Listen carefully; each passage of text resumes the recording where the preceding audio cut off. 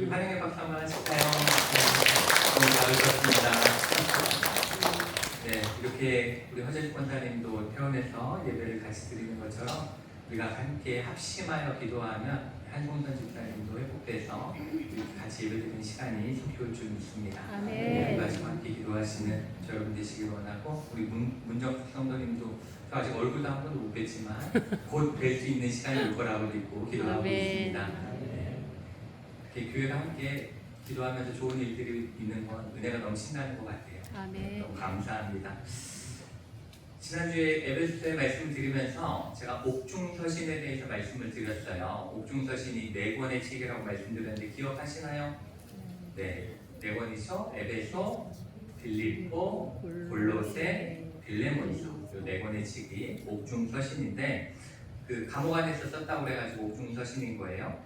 이 시기가 언제냐면 사도 바울은 이 감옥에 갇히기 전에 3번의 전도 여행을 해요. 3차례, 1차, 2차, 3차에 걸쳐서 전도 여행을 하는데 한 2만 킬로미터 정도를 걸어 다녔다고 합니다.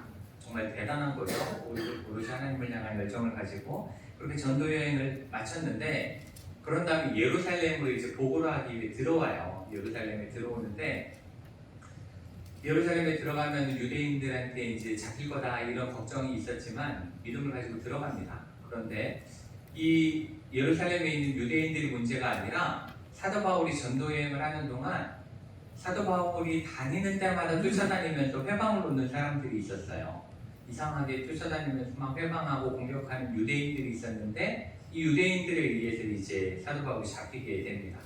그런데 이제 사도 바울은 로마 시민권자였기 때문에 정식 재판을 청구해서 예루살렘이 아닌 로마를 향해 가게 되죠. 그리고 이제 로마에 가게 돼가지고 그 감옥에 있는 동안 편지를 쓴 것이 옥중서신입니다. 그러니까 지금 사도 바울의 상황은 매우 안 좋은 거죠, 그렇죠? 이 감옥에서 재판 결과를 기다리고 재판을 기다린다라는 건 결코 이렇게 좋은 상황은 아니라고 볼 수 있습니다. 그런데 이 편지를 받게 되는 바울이 편지를 써서 받게 되는 에베소 교회의 사정도 별로 좋지 않았다라는 걸 저번 주에 말씀을 드렸습니다. 이 사도행전 19장의 그 에피소드에 대해서 이야기하고 있는데 이 사도 바울이 에베소에서 전도할 때 가장 어려웠던 이유는 바로 아데미 여신을 섬기는 사람들 때문이었다라고 말씀을 드렸습니다. 왜냐하면 에베소라는 도시 자체가 아데미 여신을 가장 열정적으로 섬기던 곳이었고 가장 큰 아데미 신전이 있던 곳도 에베소였기 때문에 그렇습니다. 그러니까 그러한 지역에서 예수를 믿는다는 건 참 어려운 거예요. 이게 지금 예를 들어보면 마치 이슬람 국가들 이라크라던가 이란이라던가 사우디라던가 이런 곳에서 교회 다니는 것과 크게 다르지 않은 일이라고 우리가 이해할 수 있습니다. 그래도 지금은 기독교가 세계적으로 좀 존중받고 기독교인들 박해하는 걸 보호해 주려는 움직임이 많이 있지만 이 에베소 교회가 생길 때쯤에 기독교는 작은 이단처럼 여겨졌던 거예요. 주류가 아니었어요. 굉장히 주류가 아닌 이 소외된 그죠? 작은 종교에 불과했기 때문에 더 큰 어려움이 있었을 것이다 라고 우리가 생각해 볼 수가 있습니다. 그리고 이러한 에베소 교회의 사정을 사도 바울은 그곳에서 3년 동안 가르쳤기 때문에 더 잘 알고 있었죠. 그렇기 때문에 지금 이 에베소서를 써서 보낸 이유도 그들의 신앙이 바르게 가기 위해 그리고 그들의 교회가 바른 교회가 되게 하기 위해서 이 편지를 지금 써서 보내고 있는 상황이었습니다. 이렇게 사도 바울도 에베소 교회도 여러모로 굉장히 어려운 상황 가운데 있었습니다. 그런데 오늘 말씀을 보시면 사도 바울은 보통 자기소개를 한 다음에는 감사의 표시를 해요. 감사를 주로 하는데 오늘 말씀은 그렇게 하지 않고 가장 먼저 뭘로 시작하냐면 찬송하리로다 이렇게 3절이 시작되는 것을 우리가 볼 수가 있습니다. 지금 제가 말씀드린 것처럼 사도 바울도 또 에베소 교회도 입에 찬양이 이렇게 넘칠 만한 상황이 절대로 아니에요. 그렇죠? 찬송이 막 넘칠 만한 상황이 절대로 아닙니다. 우리도 나 힘들어 죽겠는데 나 어려워 죽겠을 때에 옆에서 찬양합시다 이러면 장난하나? 나를 놀리는 건가? 이런 생각을 할 수가 있어요. 저도 이제 저희 아들들이 찬양 듣는 걸 되게 좋아해요. 그래서 이제 차 타고 가면 이렇게 찬양 많이 틀어놓고 이렇게 하는데 가끔 제 기분이 나쁘거나 좀 마음이 안 좋으면 적당히 하자.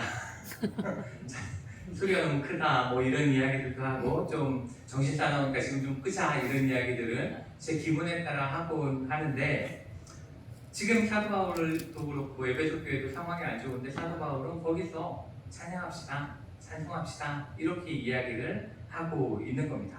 그뿐 아니라 우리가 지금 오늘 읽은 그 에베소 1장 3절부터 14절까지의 말씀이 있잖아요. 이 말씀을 우리 성경으로 보면 좀 구분되어 있다. 한 3문장 정도 여러 문장으로 이렇게 나누어져 있다라고 생각할 수 있는데 이 헬라어 원문, 처음 바울이 쓴 원문을 보면 이 3절부터 14절까지는 한 문장입니다.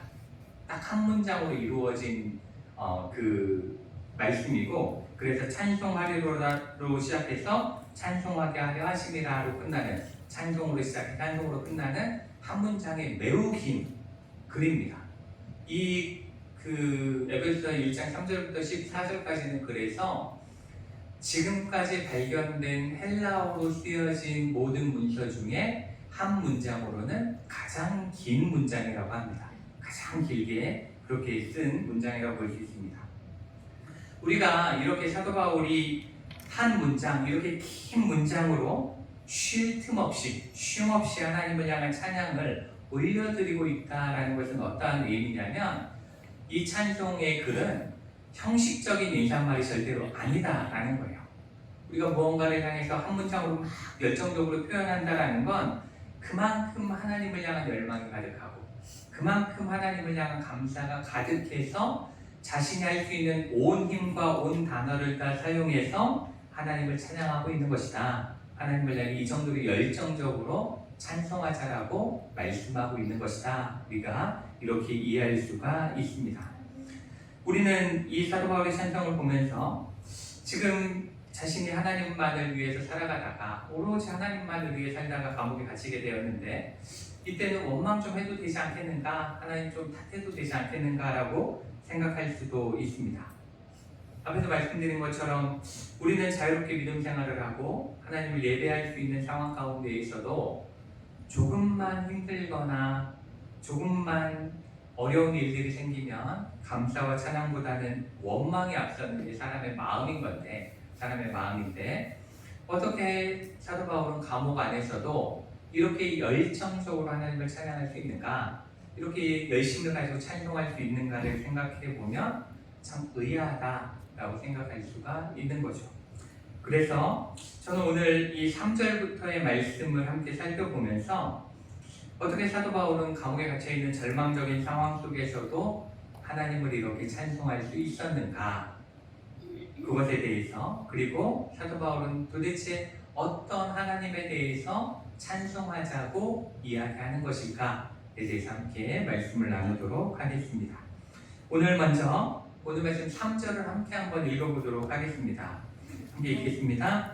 찬송하리로다 하나님 곧 우리 주 예수 그리스도의 아버지께서 그리스도 안에서 하늘에 속한 모든 신령한 복을 우리에게 주시되 아멘. 여기서 사도 바울은 먼저 하나님을 찬송하리로다 이렇게 말씀을 시작하고 있습니다.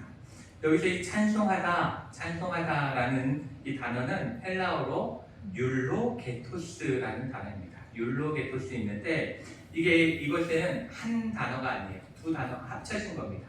그러니까 율로는 좋다라는 의미입니다. 좋다, 선하다 이라는 의미고 그 다음에 게토스는 로고스를 합친 겁니다. 로고스라는 단어인데 로고스는 우리가 잘 아는 것처럼 말씀을 의미하죠. 말씀. 그러니까 좋다 라는 단어와 말씀이라는 단어가 합쳐진 단어인데 이것이 어떠한 의미냐면 좋은 말을 들으시기에 합당하신 분, 찬양 받으셔야 하는 분 이러한 의미로 쓰여진 게 율로게토스라는 이 단어입니다.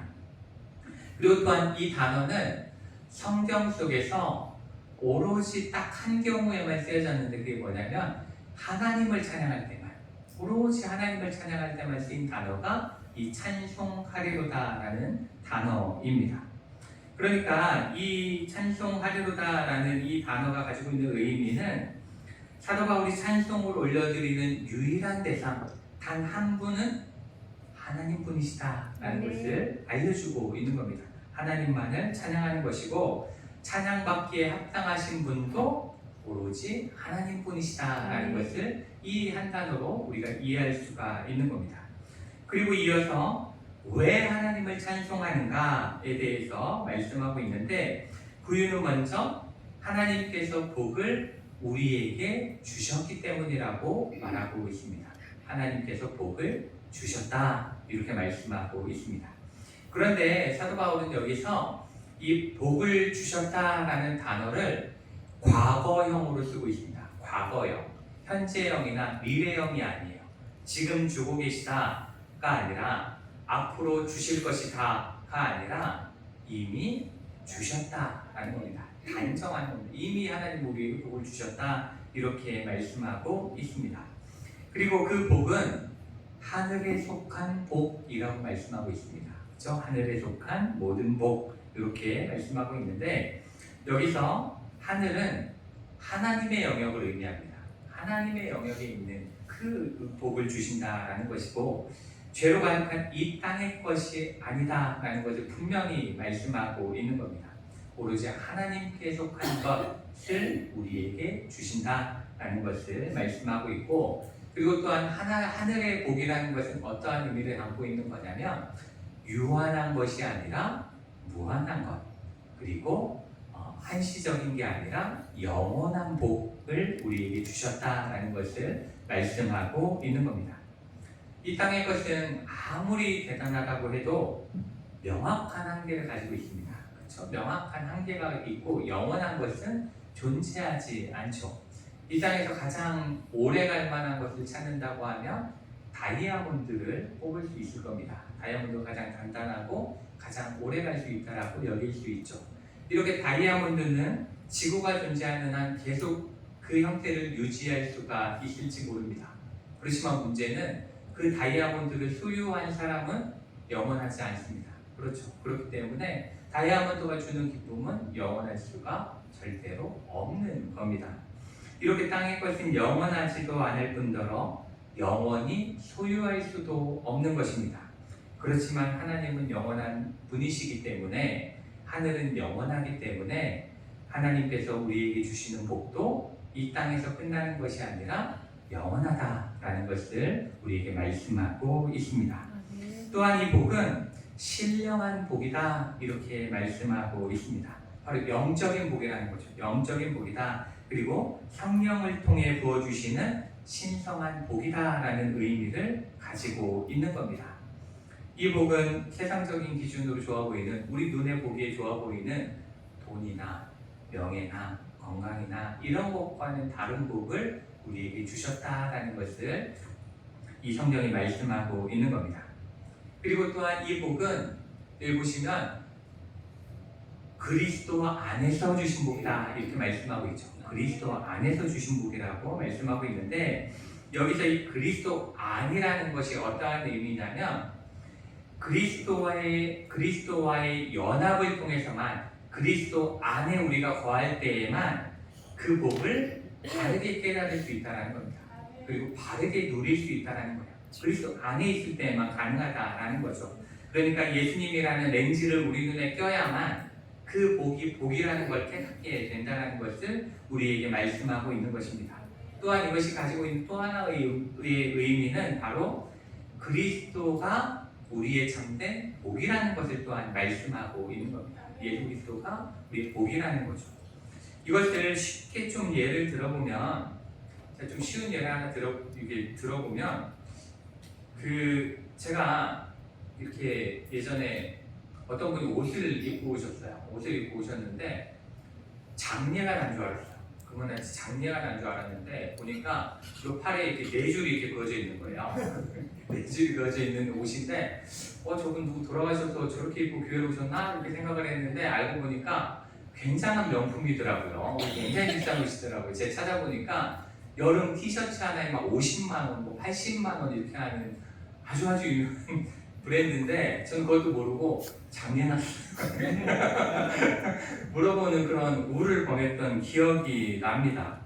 그리고 또 제가 이제 뭐 블랙박스 영상 이런 걸 좀 봤는데 어떤 사람이 다른 차랑 시비가 붙은 거예요. 시비가 붙었는데 막 말싸움을 하다가 그 차에서 내린 그 딸이 차를 안 대 그냥 부해가 나니까 발을 막 찬 거예요. 이렇게 뻥 찼는데 그 뻥 찬 차가 포르쉐라는 아주 비싼 차인 거예요. 그래서 발길질 한번 했다가 수리비가 800만 원이 나와요. 발로 한번 그냥 기분 나빠 찼는데 800만 원 나온 거예요. 이렇게 그것이 얼마나 좋은 것인지 구분할 줄 모르면 그것이 가지고 있는 진정한 가치를 알 수가 없는 겁니다. 그냥 그 비싼 옷이 장례복이 되는 거예요. 누군가의 눈에게는. 그리고 누군가에게는 발로 차도 아무렇지 않은 자동차 그냥 중고차가 되어져 있는 겁니다. 그렇지만 그 명품의 가치를 알게 되면 절대로 그렇게 여기지 않겠죠. 그렇죠? 그 사람에게 장례식 갔다 왔냐고 이야기하지 않겠죠. 그리고 함부로 그 차를 사지도 않을 겁니다. 매우 소중히 여기고 아끼게 될 것입니다. 이와 같은 거예요. 하늘로부터 오는 신령한 복도 우리가 그 복이 얼마나 귀한지 알지 못하면 귀하게 여기지 않아요. 그것 때문에 감사하지도 않습니다. 그렇지만 예수 그리스도의 눈을 가지고 예수 그리스도라는 렌즈를 끼고 우리가 그것을 바라보면 그것이 얼마나 귀한 것인지 알기 때문에 하나님을 찬양할 수밖에 없다라는 것을 말씀하고 있는 것입니다. 아멘. 이렇게 예수 그리스도를 통해 신령한 복이 얼마나 귀한 것인지 하나님께서 특별히 우리를 위해 준비하신 것인지를 알게 되면 이 땅의 것들 때문에 아쉬워하지 않게 됩니다. 그리고 하늘에 속한 그 신령한 복을 온전히 구하며 그것을 위해 살아가게 된다는 것, 그것을 우리가 기억할 수 있어야 합니다. 사도 바울도 다메섹 도상에서 예수 그리스도를 만남으로 이 하늘의 신령한 복이 무엇인지 알고 얼마나 귀하고 얼마나 대단한 것인지를 알았기 때문에 지금 이 로마 감옥에서도 불평불만하지 않는 거예요. 그렇죠? 힘들고 어렵다고 탓하지 않는 겁니다. 오로지 하나님을 향해 찬송합시다 이렇게 말하고 온 몸과 마음을 다해 하나님을 감옥에서도 찬양하고 있는 것이다 라는 걸 우리가 알 수가 있습니다. 우리도 예수 그리스도 안에서 우리에게 주신 이 복이 얼마나 귀한 것인지를 바르게 알고 누리며 살아갈 수 있어야 합니다. 이 땅의 것 때문에 정작 가장 중요한 하늘의 것을 놓치고 살아가서는 안 된다는 것, 그걸 꼭 기억하시는 저 여러분 되시기를 축복합니다. 그렇다면 이제 하나님께서 주신 하늘에 속한 모든 신령한 복은 무엇일까에 대해서 이제 함께 말씀을 나눠보도록 하겠습니다. 사도 바울은 이 복에 대해서 4절부터 14절까지의 말씀을 통해서 우리에게 알려주고 계세요. 그리고 이 4절부터 14절 안에는 세 부분으로 나누어져 있는 복을 말씀하고 있는 걸 우리가 알 수 있는데 이 각 부분들은 첫 번째 부분은 성부 하나님으로부터 오는 복, 성부 하나님으로부터 오는 복, 그 다음에는 예수 그리스도께서 주신 복, 예수 그리스도를 통해 오는 복, 그리고 세 번째는 성령 하나님을 통해 주어진 복, 이렇게 세 가지 복의 부분으로 나누어져 있는 걸 우리가 알 수 있고 이것을 통해 우리는 삼위일체 하나님께서 우리를 위해 주시는 복이다. 그렇지만 같은 복이지만 각자의 역할에 맞게 그 복을 주신다라는 것을 우리가 알 수가 있습니다. 그 중에서 오늘은 4절부터 6절까지의 말씀을 통해서 성부 하나님께서 우리에게 주신 하늘의 복, 그것이 무엇인가에 대해서 먼저 살펴보도록 하겠습니다. 먼저 우리 4절부터 6절까지 한 번에 한번 읽어보도록 하겠습니다. 4절부터 6절 말씀입니다. 함께 읽겠습니다. 곧 창세전에 그리스도 안에서 우리를 택하사 우리로 사랑 안에서 그 앞에 거룩하고 흠이 없게 하시려고 그 기쁘신 뜻대로 우리를 예정하사 예수 그리스도로 말미암아 자기의 아들들이 되게 하셨으니 이는 그가 사랑하시는 자 안에서 우리에게 거저 주시는 바 그의 은혜의 영광을 찬송하게 하려는 것이라. 아멘. 이 말씀 속에서 우리는 간단하게 먼저 우리 이 성부 하나님께서 우리에게 주신 이 복이 두 가지입니다. 우리를 택하심, 그리고 우리를 양자 삼으심, 이렇게 두 가지로 요약된다는 걸 먼저 알 수가 있습니다.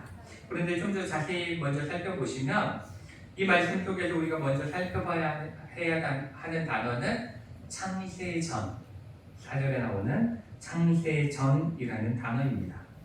이 창세기 1장 1절은 우리에게 이렇게 말씀하죠. 태초에 하나님이 천지를 창조하시니라, 이렇게 말씀을 시작하고 있습니다. 그리고 이게 바로 창세입니다. 그렇죠? 그런데 하나님께서는 이 모든 시간이 시작되기 전에 이 땅도 지구도 우주도 시간이라는 것도 존재하기 전에 이미 우리를 택하셨다라는 것이 창세전이라는 의미입니다. 그리고 우리를 하나님의 아들들이 되도록 이미 예정하셨다라고 우리에게 말씀하고 있습니다. 그렇다면 이 창세전에 우리를 구원하기로 하나님의 자녀 삼아주기로 작정하셨다라는 말씀에서 우리는 무엇을 먼저 알 수 있을까를 생각해보면, 첫째로 이 말씀이 어떤 의미냐, 그것은 바로 우리를 향한 하나님의 모든 선택은 오로지 하나님의 주권에 의해 이루어졌다라는 겁니다. 하나님이 하셨다라는 것을 우리에게 말씀하고 있는 거죠. 이 말은 우리가 구원받는 데 있어서 우리의 노력은 아무런 영향을 주지 못한다라는 겁니다. 우리의 노력으로 하늘나라에 갈 수 있다는 것이 아니다라는 것을 말씀하고 있는 거예요. 불교에서는 사람이 고행을 하고 수행을 하고 득도를 해서 해탈하면 부처가 된다라고 이야기를 합니다. 그렇지만 사람들이 아무리 노력해도 해탈할 수가 없죠. 그렇죠? 사람의 능력으로는 해탈할 수가 없습니다. 그러다 보니까 그들의 교리에는 극락도 있지만 그곳에 가기 전에 뭐가 있어요? 윤회가 있는 거예요. 해탈할 때까지 계속 살아야 돼요. 벌레로도 살았다가 좀 잘 살면 동물도 됐다가 또 잘 살면 사람도 됐다가 또 못 살면 다시 벌레가 됐다가 이런 식으로 윤회를 시키는 거예요. 왜냐? 득도하는 게 어렵다는 걸 누구나 다 알고 있거든요. 그러니까 극락에 갈 수 없다고 생각하기 때문에 윤회를 말하는 겁니다. 윤회를 이야기하는 거죠. 세상의 이치도 그렇습니다. 무언가를 얻어내기 위해서는 죽도록 열심히 노력해야 얻어낼 수 있는 게 이 세상의 이치입니다. 지금 월드컵이 시작돼가지고 우리나라가 전혀 기대치 않았던 첫 승을 해서 매우 기분이 좋은 하루하루 보내고 있는데, 이 월드컵 국가대표가 된다라는 것, 이것도 정말 뼈를 깎는 노력이 필요한 거죠. 그렇죠? 우리나라에서 축구를 제일 잘하는 26명 중에 들어야 국가대표가 되는 거고, 그 중에서도 11명 안에 들어야 경기가 시작될 때 그라운드 안에 서 있을 수 있는 겁니다. 이렇게 노력을 해야만 그 자리를 차지할 수 있는 거죠. 그렇지만 하나님의 택하심은 다르다라는 겁니다. 하나님의 택하심은 다르다라는 것인데, 우리가 택함을 받았다는 것은 나의 노력이나 내가 하나님을 선택해서 되어지는 것이 아니라 오로지 하나님께서 선택하셨기 때문에 가능하고, 하나님께서 나를 자녀 삼아주셨기 때문에 가능한 것이다 라는 것입니다. 그렇기 때문에 우리는 나를 택하시고 자녀 삼아주신 하나님의 은혜에 감사하고 찬양해야 된다 라고 말씀하고 있는 겁니다. 만약 하나님의 선택을 내 힘으로 얻어낸 것이라면, 내가 너무 잘 살아서 그 구원을 받는다면 굳이 하나님을 찬양해야 될 이유가 없어요. 왜냐하면 내가 열심히 산 거니까. 그렇지만 오로지 하나님의 은혜이기 때문에 우리는 그 은혜에 감사해야 되고 찬양해야 되는 거죠. 그리고 다음으로 이 택하심을 통해 기억해야 하는 것은, 우리를 부르시고 구원하시는 모든 일은 하나님의 기쁘신 뜻 안에서 이루어졌다라는 겁니다. 기쁘신 뜻 안에서 구원이 이루어졌다라는 것인데, 오늘 말씀 5절을 보시면 그 기쁘신 뜻대로라고 이렇게 말씀하고 있습니다. 이 말은 우리를 구원하시고 자녀 삼으신 이 일이 하나님께 엄청 기쁨이 되었다라는 겁니다. 하나님은 우리를 하나님의 자녀 삼는 걸 가장 기뻐하신다라는 것을 말씀하고 있는 거예요. 마치 이 하나님께서 이것은 의무감으로 우리를 구원하신 게 아니라는 겁니다. 의무감이 아니라 우리 부모가 자녀를 낳으면 그 자녀를 낳는 기쁨이 있는 거잖아요. 그렇죠? 우리가 자녀를 우리 품에 안았을 때 그 기쁨이 엄청난 것처럼 그 기쁘신 마음으로 우리를 예정하셨다라는 것이 하나님의 뜻이라는 겁니다. 그리고 또한 이 기쁘신 뜻이라는 단어는 유도키아입니다. 유도키아라는 단어인데 여기서 유는 좋은이라는 뜻입니다. 좋은, 그리고 도키아는 생각을 이야기합니다. 좋은 생각이죠. 그러니까 이것이 어떠한 의미로 우리에게 말씀하는 거냐면 하나님의 뜻은 언제나 좋다. 하나님의 뜻은 언제나 선하시다라는 것을 우리에게 알려주고 있는 겁니다. 그러니까 이 기쁘신 뜻이라는 말을 통해 우리가 알 수 있는 건 우리를 향한 하나님의 택하심, 우리를 향한 하나님의 예정은 무자비한 결정이 아니다라는 겁니다. 무자비한 결정이 아니라 오로지 하나님에게 선한 지혜 속에서 우리에게 가장 좋은 것을 주시기 위한 선한 의도, 선한 뜻으로 가득한 좋은 결정이다 라는 것이 바로 이 기쁘신 뜻에 따른 선택입니다. 그리고 우리의 구원이 나의 행위에 달려있지 않고 변하지 않는 하나님의 깊은 뜻을 근거로 하고 있습니다.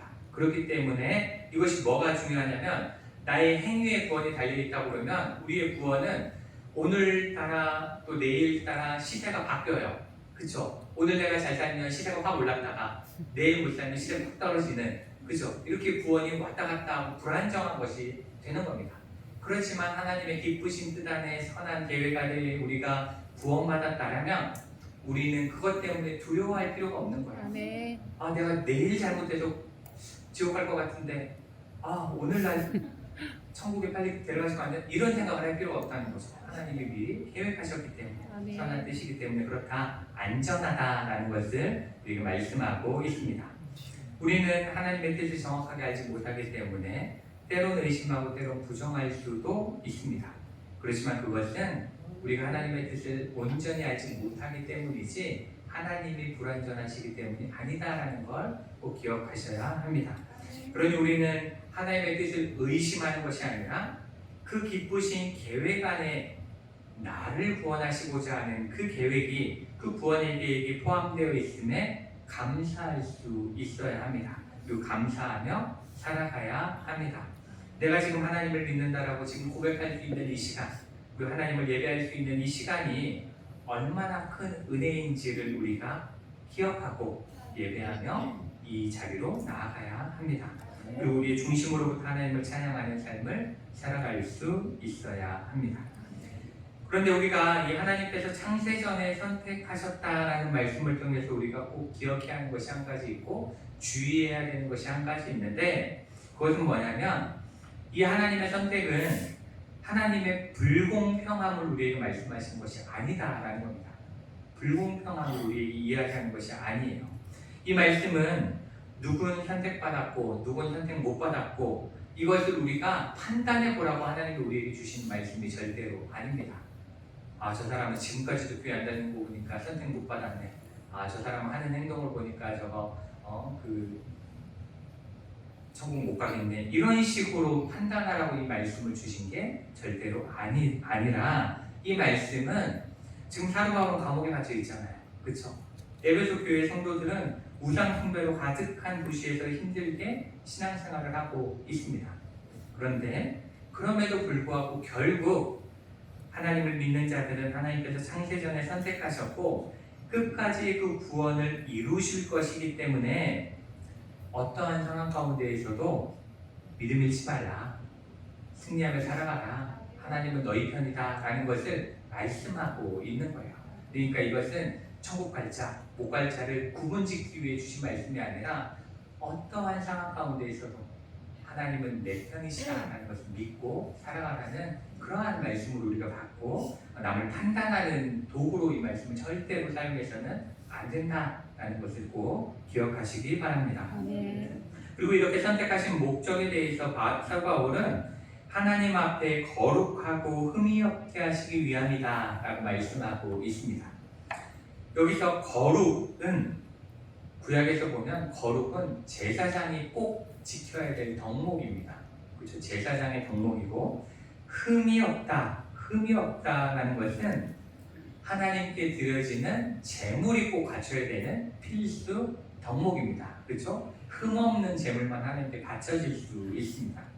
이렇게 하나님께서 우리를 거룩하고 흠이 없게 하시기 위해서 선택하셨다라는 말의 의미는 우리를 이 죄 많은 세상에서 따로 구별하시고, 그리고 우리를 하나님의 소유 삼으시고 우리를 왕같은 제사장으로 세우셨다라는 것을 말씀하고 있는 겁니다. 그리고 또한 우리 힘으로는 거룩하고 흠이 없게 되기 어려워요. 불가능합니다. 그렇죠? 그건 불가능한 이야기예요. 그렇지만 예수 그리스도 안에서잖아요. 예수 그리스도의 십자가의 공로를 통해 우리를 죄 없다 하시겠다, 허물없다 하시겠다, 이렇게 말씀하고 있는 겁니다. 또한 그렇게 죄 없게 하시겠다라고 말씀하면서 또한 그와 동시에 그러한 죄 없는 자로 우리를 변화시켜 나가시겠다, 그러한 존재로 만들어 가시겠다, 빚어 가시겠다라는 것을 우리에게 말씀하고 있는 겁니다. 그리고 또한 이렇게 될 수 있는 건 오로지 하나님의 전적인 은혜로만 가능하다라는 것을 우리에게 말씀하고 있는 겁니다. 그리고 이제 마지막으로 하나님께서는 우리를 이렇게 선택하셨을 뿐 아니라 예수 그리스도로 말미암아 자기의 아들들이 되게 하셨다, 이렇게 말씀하고 있습니다. 그렇죠? 그런데 여기서 아들들이 되게 하셨다라는 말의 원어는 양자 삼으셨다라는 의미입니다. 양자로 삼으셨다라는 뜻을 갖추고 있어요. 그런데 우리는 이 양자 삼으심에 대해서 약간 부정적으로 생각할 수도 있습니다. 왜냐하면 우리 사회에서 입양아들이 겪고 있는 고통, 그렇죠? 잘못된 입양 때문에 힘들어하는 그러한 것들을 우리는 알고 있기 때문에 양자 별론데 친자가 좋은데 이렇게 생각할 수도 있어요. 근데 우리가 이걸 잘 이해하기 위해서는 로마 시대의 양자는 무엇인가에 대해서 우리가 생각할 수 있어야 됩니다. 이 로마 시대의 양자가 된다는 것은, 양자가 되는 순간 어떻게 되냐면 그때부터 그가 가지고 있던 모든 빚은 탕감됩니다. 사라져요. 모든 빚은 사라지게 돼 있어요. 양자가 되는 순간 또한 그의 신분이 노예였든지 종이었든지 어떠한 존재였든지 신분이 모두 사라집니다.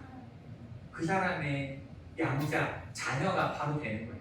양자 삼자마자 그렇게 신분이 완전히 바뀌어지게 됩니다. 그리고 또한 양자가 됨과 동시에 친자가 갖고 있는 모든 권리를 받게 됩니다. 그러니까 친자와 다르게 대하지 않는 거예요. 완전 똑같은 존재로 여겨지는 게 양자됨입니다. 그러니까 우리가 지금 입양되는 것처럼 입양 별로 안 좋은데 가서 못 사는 것 같은데 이런 것들로 생각하시면 양자됨을 잘못 이해하는 것이다. 그 당시에는 양자된다는 건 뭐라고요? 친자와 똑같은 권리를 그대로 받는 것이다 라는 것을 우리가 꼭 기억을 해야 됩니다. 그러니 우리도 하나님께서 선택하셨습니다. 그리고 하나님께서 양자 삼으셨습니다. 그 말은 더 이상 우리는 죄의 자녀가 아니다라고 하나님께서 선포하셨다라는 겁니다. 땅의 사람이 아니라 하늘의 사람으로 선택하셨다라는 거죠. 우리의 신분이 이제 하늘의 사람으로 바뀌어졌다라는 것을 말씀하고 있는 겁니다. 우리가 과거에 어떠한 존재였는지는 전혀 중요하지 않습니다. 이제는 그 모든 것은 사라지고 하나님의 자녀로서의 모든 특권만 우리에게 주어졌기 때문입니다. 그러니 내가 노력해서 나 좀 자녀 삼아줘봐요, 나 좀 아들 삼아줘봐요 이렇게 한 것이 아니라 하나님께서 우리를 자녀 삼아주시고 우리의 신분을 완전히 바꿔주시고 우리에게 하나님의 그 놀라운 복의 유산들을 남기셨으니 우리가 어찌 하나님을 찬양하지 않을 수 있겠습니까? 그러니 우리는 이러한 하나님의 은혜를 감사하고 찬양해야 될 줄 믿습니다. 오늘 우리는 3절부터 6절까지의 말씀을 통해서 하나님께서 우리에게 베푸신 하나님의 하늘의 복에 대해서 함께 살펴보았습니다. 그리고 그 신령한 복 중에 성부 하나님을 통해 주신 구원받을 자로서의 택하심, 그리고 자녀 삼아주심이 어떠한 의미인지에 대해서 함께 나누었습니다. 그런데 저는 이 말씀이 그저 성경적 지식이나 신학적인 지식이 되지 않길 원합니다. 이 말씀은 우리가 이 복을 깨달으라고 주신 말씀이에요. 그렇죠? 이 복을 깨닫고 바르게 믿고 그리고 이러한 험악한 세상 속에서 이 복을 믿으며 승리하며 살아가라고 주신 하나님의 말씀임을 우리가 언제나 기억하면서 이 주신 복에 감사하며 매일매일의 삶이 마음과 입술에서 찬양이 넘치는 삶이 되기를 주님의 이름으로 축복합니다. 같이 기도하시겠습니다.